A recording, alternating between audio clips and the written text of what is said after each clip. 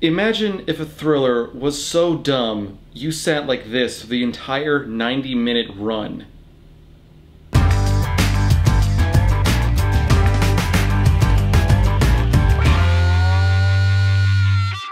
I didn't want to be so harsh in the movie. The thing came across as a small project that someone came up with and put a lot of energy into, but didn't know how to properly execute or tell a story.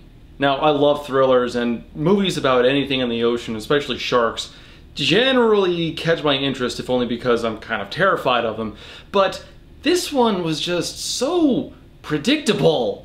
I'm getting ahead of myself. So the story is about two sisters, one of whom recently broke up with her boyfriend, and so the two of them go down to Mexico in order to try to live it up and have a little bit of fun. And at one point, the one sister, the one who did not break up, suggests that they go scuba diving with sharks, in a little cage, of course. But of course, our main characters, having the logical capacity of a grapefruit, go with perhaps the worst service they could find. And before anyone nitpicks, yes, they went along because they were going with cute guys who knew a guy who would have done this for cheap and whatever.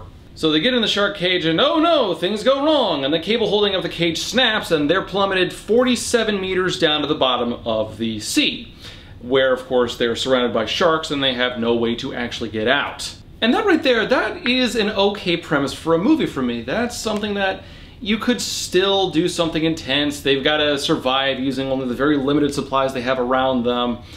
But there were just so many little problems that kept adding up and just kept bothering me. For one, the pacing's all over the place. The first 15 or 20 minutes, of course, are setting up the characters and the plot.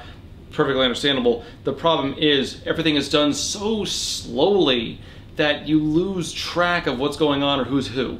Now, this is something the movie kind of does to fake you out, because there are a lot of moments where jump scares could easily happen, and the movie sets you up for it, but doesn't always take it. And I think I know why the movie did that. They were trying to set it up so that you couldn't tell when the jump scares were coming, so that you'd be a little more shocked when they did show up.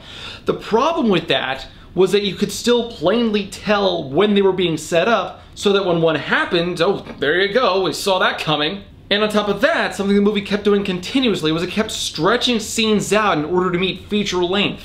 I mean, easy example. During the first 2 minutes or so, they were doing the opening credits crawl, whatever, you know, do your thing there.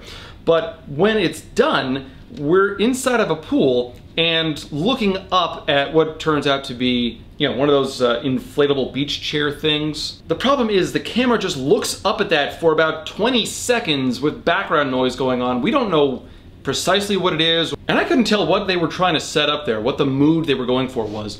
Was there some sort of tension that it was trying to build up just because the camera kept hanging on this thing for a while?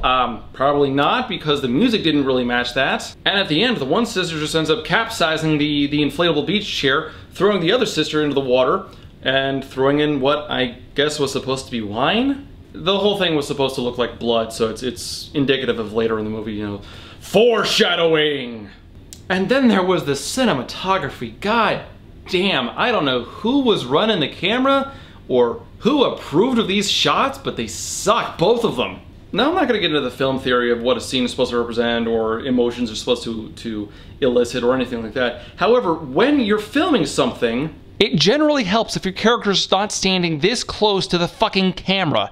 Look at this, I'm not even center frame. It does this so many times. And there are other things I could point out, like small nitpicks of things they did wrong that just don't make any sense.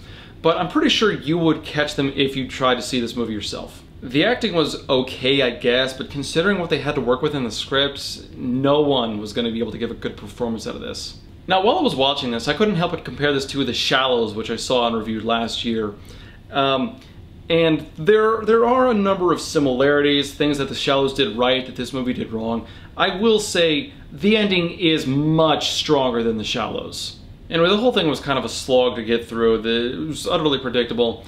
So yeah, you probably knew most of what I just mentioned because I'm a week late and some of the reviews are kind of negative on this thing, but there's really nothing worth watching about it. I mean, you've got a total of maybe 5 to 10 minutes of footage that's kind of worth your time, but out of the entire 90-minute run, that's not enough. This one's really not worth it. Just skip it.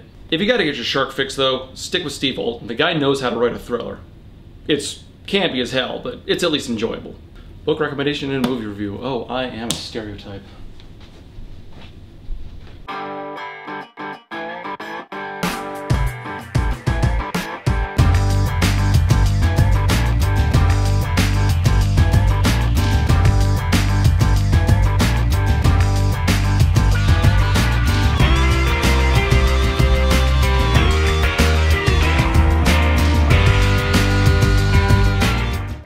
Don't you do it. Don't you do it. Don't you make noise. Do not make noise. No. You're making noise. You're making noise. What did I tell you about making noise?